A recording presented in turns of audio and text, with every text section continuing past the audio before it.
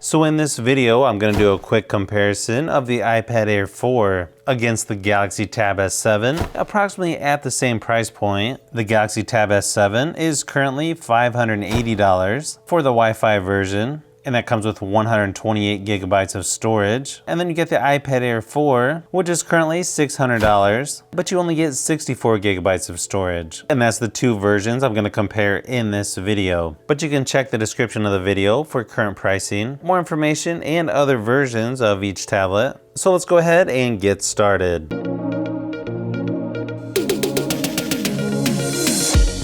The iPad Air 4 has a 10.9-inch display that goes up to 2160p resolution. And then on the Galaxy Tab S7, you've got an 11-inch display that goes up to 1440p resolution. So slightly better resolution on the iPad, but not a huge difference between these two.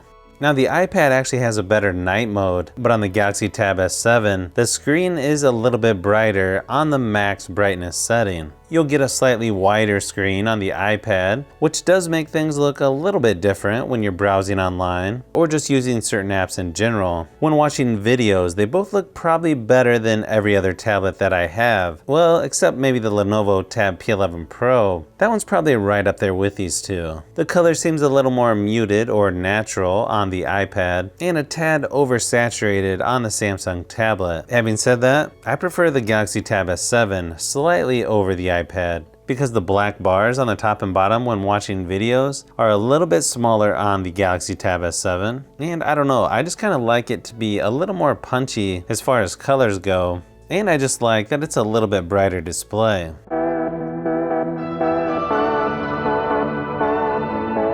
When it comes to battery life on these two tablets, it's not really as close as you would think. During my battery drain test on the iPad, it only lasted 5 hours and 15 minutes. That's not really that good. That's slightly below average when it comes to other tablets at this size. Somehow the Galaxy Tab S7 lasted 7.5 hours before it died completely, and that's actually slightly above average. So yeah, it's not really that close. If you want the tablet with the better battery life, you'll definitely want to go with the Galaxy Tab S7.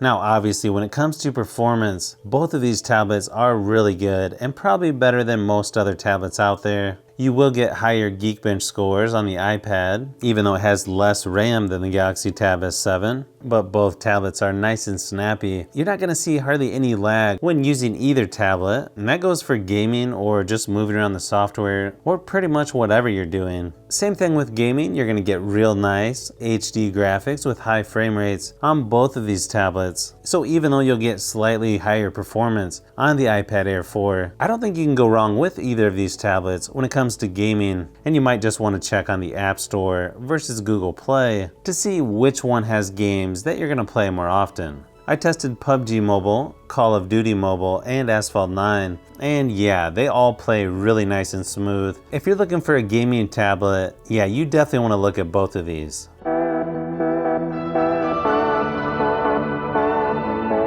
Now with the Galaxy Tab S7, you are going to get the S Pen included, which to me is a huge selling point over the iPad Air 4. If you're looking to do drawing, taking notes, pretty much anything you're going to use an S Pen or Apple Pencil for, both of these are really good. The only thing I will mention, one thing that I did notice when drawing, for whatever reason, the Galaxy Tab S7 seemed a little bit better on palm rejection than the iPad Air 4. Now that could be depending on which app you're using to draw, but that's just what I noticed in my testing.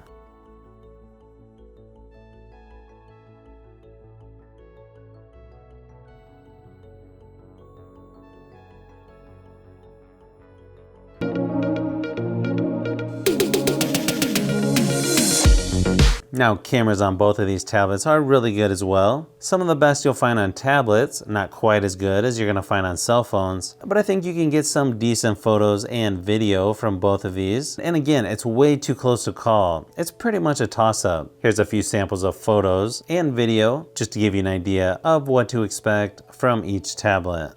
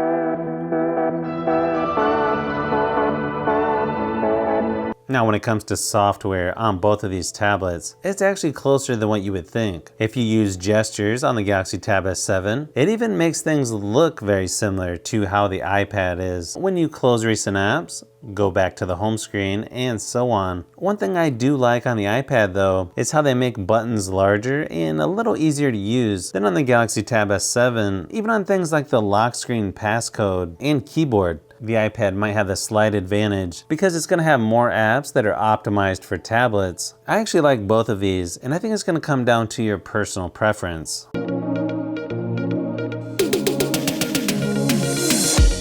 Another feature that's really close on both of these is when it comes to the speakers. They both sound really nice and loud. Again, probably some of the best you're gonna find on tablets, especially in this price range. It does seem that the Samsung speakers are slightly louder, but they don't necessarily sound better. I don't really think you can go wrong with either of these. Here's a quick sample to give you an idea of what to expect from each. In today's video, we're gonna look at the new Pandora Box 18S Pro. And this has over 8,000 games with LED lights. And yeah, the shape of this one actually looks somewhat familiar.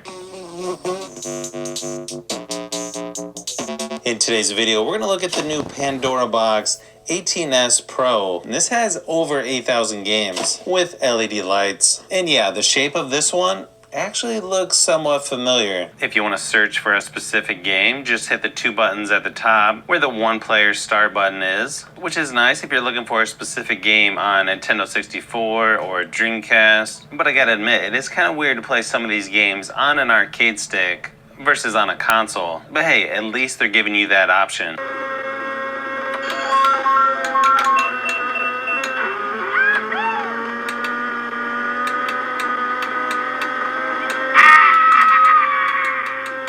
If you want to search for a specific game, just hit the two buttons at the top where the one player start button is, which is nice if you're looking for a specific game on Nintendo 64 or Dreamcast. But I gotta admit, it is kind of weird to play some of these games on an arcade stick versus on a console. But hey, at least they're giving you that option.